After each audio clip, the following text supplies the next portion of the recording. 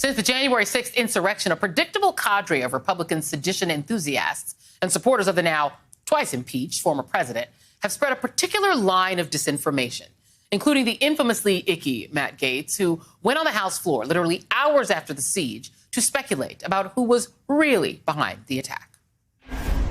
Some of the people who breached the Capitol today were not Trump supporters. They were masquerading as Trump supporters and, in fact, were members of the violent terrorist group Antifa. There were probably some undercover Antifa that dressed as Trump people. There is some indication that fascist Antifa elements were involved, that they embedded themselves in the Trump protests to appear to be Trump protesters.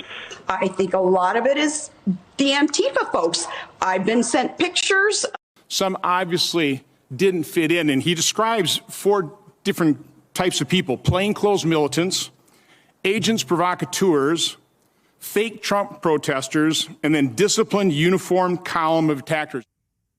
Nope, Matty boy. Not at all. Not to mention the weird MyPillow guy and the lady who can see Russia from her house. None of them provided any evidence for their claims in the immediate aftermath of the attack, nor did Congressman Mo Brooks, who, reminder, spoke at the rally preceding the attack, to say nothing of Moscow's favorite Senator Ron Johnson, who quoted firsthand an account from someone in the MAGA lynch mob that day who happens to work for a right-wing think tank as proof of the siege members' innocence. They offered no proof because it's not true.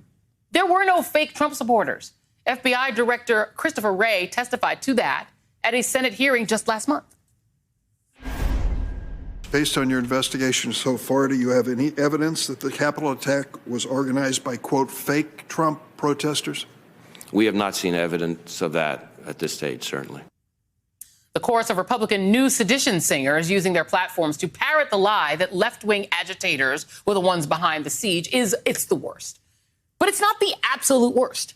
What's even more egregious is that according to a Reuters poll, about half of all Republicans believe their lies, that the siege was largely a nonviolent protest, or that it was the handiwork of left-wing activists trying to make Trump look bad.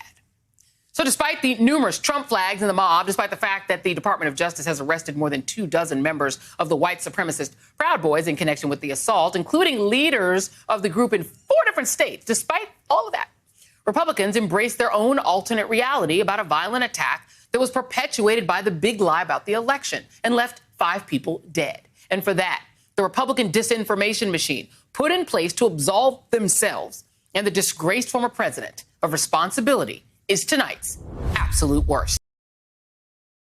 Hey, thanks for watching our YouTube channel. You should know that you can follow today's top stories and breaking news and catch up on your favorite MSNBC shows all in one place. Download the NBC News app today.